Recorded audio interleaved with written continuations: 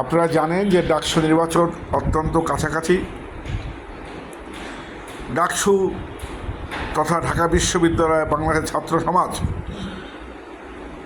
বাংলাদেশের জনগণের আশা আকাঙ্ক্ষার প্রতীক।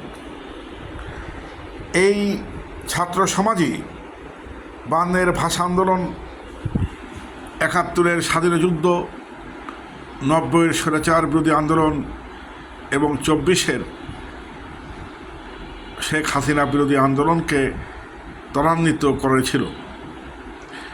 বিভিন্ন আন্দোলন সংগ্রামের অনুপ্রেরণা ছিল জনগণ, কিন্তু যারা মাঠে থেকে কাজ করেছেন তারা হচ্ছেন বাংলাদেশের ছাত্র সমাজ।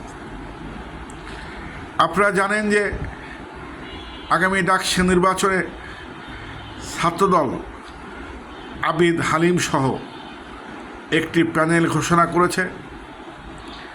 আমার দৃষ্টিভঙ্গিতে এই সংগঠনটির আমি সাবেক কেন্দ্রীয় কমিটির সভাপতি এবং ছাত্রদলের ইতিহাসে আমি প্রথম কেন্দ্রীয় সাংগঠনিক সম্পাদক এবং ছাত্রদলের অনেক গুরুত্বপূর্ণ দায়িত্ব পালন করেছি।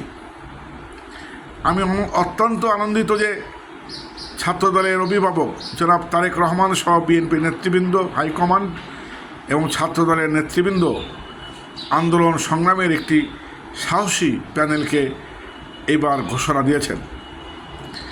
যারা বুক পেতে স্বৈরাচারের বিরুদ্ধে আন্দোলন সংগ্রামে রাজপথে সাহসী ভূমিকা পালন করেছে, বিশেষ করে আবিদ সহ এই প্যানেলে যারা আছে তাদের 5ই আগস্টের যে ভূমিকা আপনারা পত্রপত্রিকা সহ বিভিন্ন ইউটিউব চ্যানেলে দেখতে পেয়েছেন।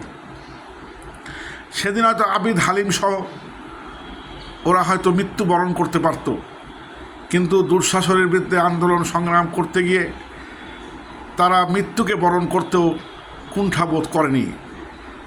বুকের অসীম সাহস নিয়ে তারা পথে জনগণ ছাত্র সমাজকে সুসংগঠিত করেছে এবং আহ্বান জানিয়েছিলেন যে আপনারা কেউ আমাদেরকে ছেড়ে চলে যান না, আমরা সফল হব ইনশাল্লাহ।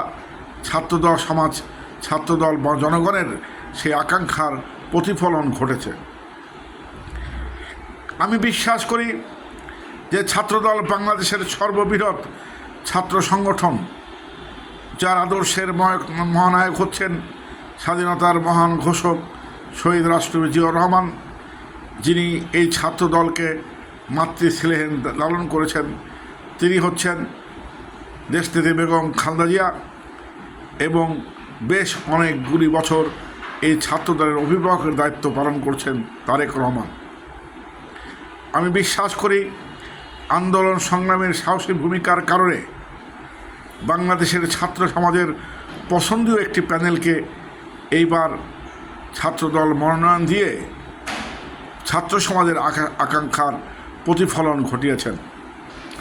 আমি বিশ্বাস করি দুঃশাসনের বিরুদ্ধে 90-এর গণ অভ্যুত্থানে ডাকসু সহ ছাত্রদল যে সাহসী ভূমিকা পালন করেছে, এইবারও আবিদ সহ ছাত্রদলের কেন্দ্রীয় নেতৃবৃন্দ সহ যেভাবে রাজপথে প্রতিবাদ মুখর ছিল, আমরা কিন্তু কোনো ছাত্র সংগঠনের নেতৃবৃন্দকে এইভাবে বুক পেতে রাজপথে কাউকেও দেখি নাই। আমি বিশ্বাস করি আবিদ হালিম সহ এই সংগঠন যদি জয়যুক্ত হয়, ছাত্রদের ন্যায়সঙ্গত অধিকার আদায়ের জন্য কথা বলবে, ঢাকা বিশ্ববিদ্যালয় ক্যাম্পাসের সুষ্ঠু পরিবেশ ফিরিয়ে আনা, ছাত্রদের অধিকার রক্ষায় কথা বলবে এবং তাদের মাধ্যমেই বাংলাদেশের ছাত্র সমাজের আগামী দিনের আশা আকাঙ্ক্ষার প্রতিফলন ঘটবে এবং একটি যোগ্য প্যানেলকে বিএনপি ছাত্রদল মনোনয়ন দিয়েছে। তাদেরকে ধন্যবাদ জানিয়ে আমি এইটুকুই প্রত্যাশা করব যে বাংলাদেশের ছাত্র সমাজ, ঢাকা বিশ্ববিদ্যালয়ের ছাত্র সমাজ আমাদের এই ভাইদেরকে, এই ত্যাগী পরিশ্রমী সাহসী ভাইদেরকে বঞ্চিত করবে না। ওরা আগামী 9 তারিখ ফুল হয়ে ফুটবে, জিতবে ইনশাল্লাহ।